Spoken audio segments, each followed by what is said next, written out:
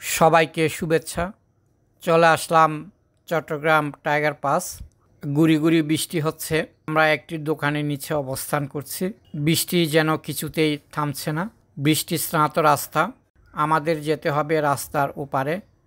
আমাদের আজকের যাত্রা পাহাড়তলি ইউরোপিয়ান ক্লাব। বৃষ্টি কিছুটা কমার কারণে আমরা সামনের দিকে এগুচ্ছি। সড়কের মোড়ে বাংলাদেশের জাতীয় পশু রয়্যাল বেঙ্গল টাইগারের ভাস্কর্য রয়েছে। কথিত আছে এই অঞ্চলে একসময় পাহাড় থেকে বাঘ নেমে আসতো। চট্টগ্রাম শহরের এক পাহাড় থেকে আরেক পাহাড়ে বাঘ ঘুরে বেড়াতো, যার কারণে এই স্থানটিকে টাইগার পাস নাম দেওয়া হয়েছে।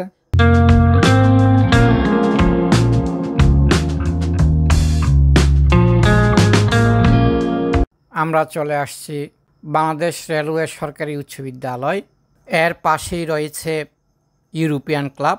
আমরা সামনে একটু হেঁটেই চলে যাব ইউরোপিয়ান ক্লাব, যে ক্লাবটি ছিল ইউরোপিয়ানদের আমোদ প্রমোদের স্থান।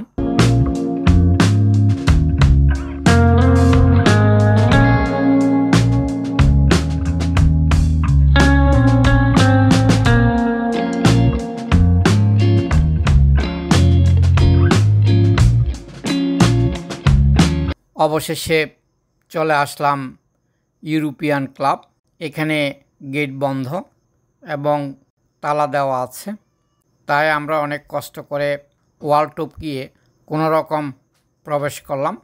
বাংলাদেশের চট্টগ্রাম শহরের পাহাড়তলির আমবাগান সড়কে অবস্থিত একটি ঐতিহাসিক স্থান ইউরোপিয়ান ক্লাব। এটা হচ্ছে ইউরোপিয়ান ক্লাব। মূলত এটা ছিল ইংরেজদের প্রমোদখানা। এখানে নাচ গান মদ সব কিছুই চলত এবং এই ইউরোপিয়ান ক্লাব প্রীতিলতা আক্রমণ করেছিলেন 1932 সালে এবং ইংরেজদের গুলিতে আহত হয়েছিলেন। পরে তিনি ইংরেজদের হাতে গ্রেপ্তার হওয়ার ভয়ে সায়ানাইড পান করে নিজেকে আত্মহত্যা দিয়েছেন। এটাই সেই ইউরোপিয়ান ফান ক্লাব। 1932 সালের 23শে সেপ্টেম্বর রাতের ইউরোপিয়ান ক্লাবের যে আক্রমণের একটা বর্ণনা দেওয়া হয়েছে এখানে, আপনারা দেখুন সেই বর্ণনাটা।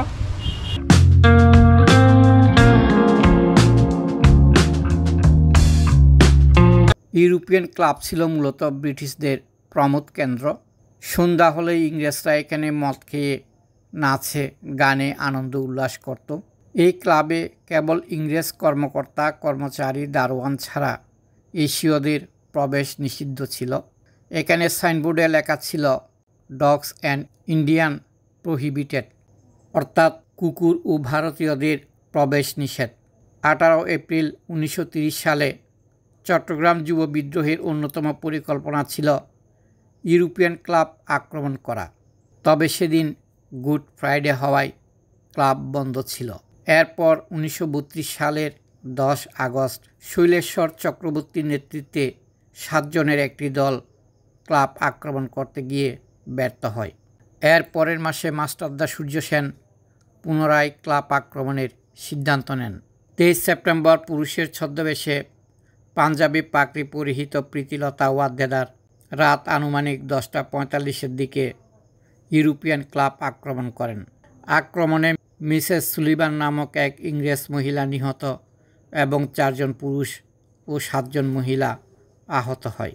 ক্লাব আক্রমণ শেষে বিপ্লবীরা বেরিয়ে আসেন।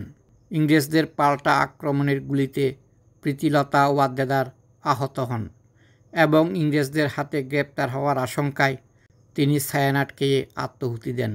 1947 সালে ব্রিটিশদের কাছ থেকে ভারত পাকিস্তান স্বাধীনতা লাভের পর সরকার ইউরোপিয়ান ক্লাব রেলওয়ের কাছে হস্তান্তর করেন।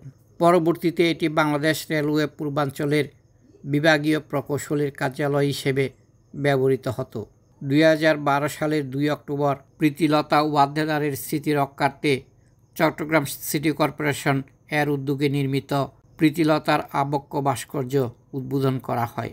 2018 সালের জানুয়ারিতে ভারতের তৎকালীন রাষ্ট্রপতি প্রণব মুখার্জি পরিদর্শনে আসেন। এরপরে ক্লাবটিকে বীরকন্যা প্রীতিলতা ওয়াদ্দেদার স্মৃতি জাদুঘর নামকরণ করে নামফলক স্থাপন করা হয়। এটি নামের মধ্যেই সীমাবদ্ধ ছিল। পূর্ণাঙ্গ জাদুঘর হিসেবে রূপান্তরে তেমন উন্নয়ন করা হয়নি। বর্তমানে পুনরায় ক্লাবটিতে ইউরোপিয়ান ক্লাব নামফলক ব্যবহার হচ্ছে। 2020 সালের ডিসেম্বরে ক্লাব পরিদর্শনে আসেন ভারতীয় হাই কমিশনার বিক্রম দোরাইস্বামী। প্রীতিলতা ওয়াদ্দেদারের জীবনীভিত্তিক নির্মিত বীরকন্যা প্রীতিলতা চলচ্চিত্রের শুটিংও হয় এখানে। বিভিন্ন সময়ে ইউরোপিয়ান ক্লাব সংরক্ষণ ও জাদুঘর প্রতিষ্ঠার দাবিতে 2022 সালের জানুয়ারিতে এটিকে জাদুঘরে রূপান্তর করার আশ্বাস দেন চট্টগ্রাম সিটি কর্পোরেশন।